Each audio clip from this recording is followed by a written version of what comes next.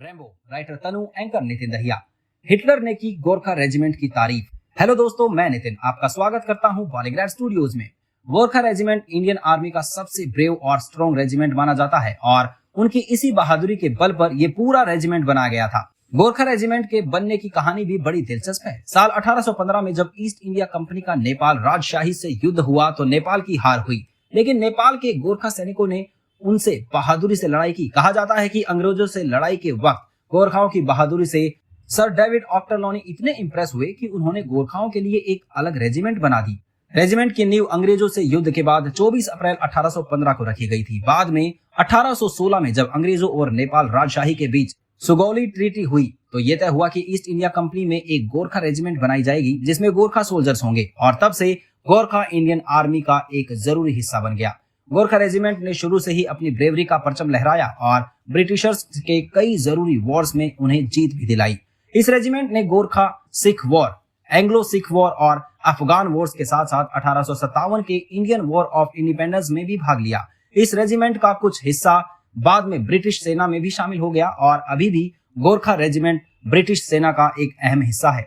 1947 में जब भारत आजाद हुआ तब भारत, नेपाल और ब्रिटेन के बीच एक ट्रिपशिया समझौता हुआ जिसे 6 गोरखा रेजिमेंटों को इंडियन आर्मी में ट्रांसफर कर दिया गया। फिर बाद में एक 7वीं रेजिमेंट बनाई गई। हर कोई अपने दुश्मन का पसंदीदा नहीं होता, लेकिन गोरखा रेजिमेंट के साथ चीजें अलग थी। एक और उन्होंने वर्ल्ड वॉर के दौरान जर्मन्स को कड़ी टक्कर दी और दूसरी ओर उनकी फाइटिंग स्पिरिट को देखकर एडोल्फ हिटलर ने उनकी तारीफ की। ईस्ट इंडिया कंपनी ने नेपाल पर अटैक करने की कोशिश की, लेकिन बदले में उन्हें भारी नुकसान उठाना पड़ा। गोरखाओं ने ब्रिटिश अटैकर्स को बुरी तरह से हरा दिया और वो बिना कुछ हासिल किए वापस लौट गए। छोटे नेपाली फाइटर्स मानो जीतने के लिए ही पैदा हुए हों। एक मोटो के साथ कायर होने से मरना बेहतर है। हर एक के मरने से पहले अपनी पारंपरिक बंदूकों और खुखरी से ओपोनेंट की कई सेना को मार डाला। और फिर भी वो शांत सरल लोग थे जिनके चेहरे पर हमेशा पीसफुल एक्सप्रेशंस होते थे। ब्रिटिश अपनी एबिलिटीज और वीरता से चौंक गए थे और 1815 में गोरखाओं के साथ एक पीस डील साइन की, जिससे उन्होंने भी ब्रिटिश आर्मी में एक गोरखा रेजिमेंट को शामिल किया। गोरखा रेजिमेंट हर वक्त ब्रिटिश के साथ खड़े रहे और उनके बीच बहादुरी के लिए highest British award 13 Victoria cross भी जीते।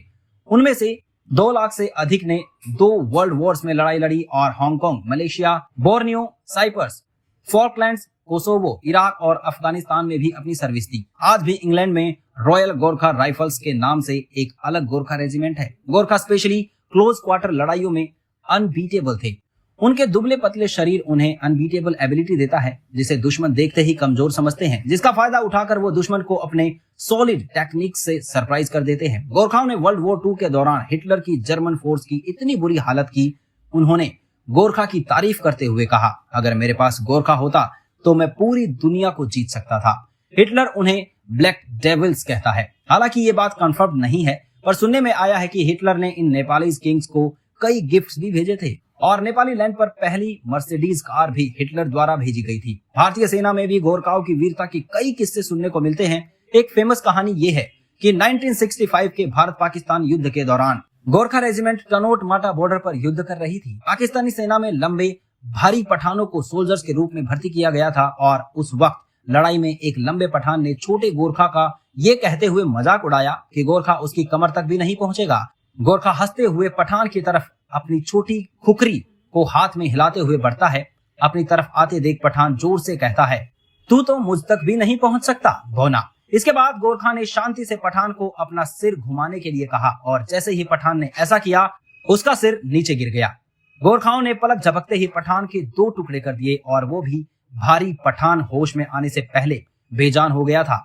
ऐसी ही है हमारे गोरखा और उनके साहस और वीरता की दास्तां। गोरखा प्रेस्टीज लोगों को और अपने राष्ट्र के लिए लड़ते हैं। अपने जीवन या सुरक्षा के बारे में बिना सोचे लड़ते हैं।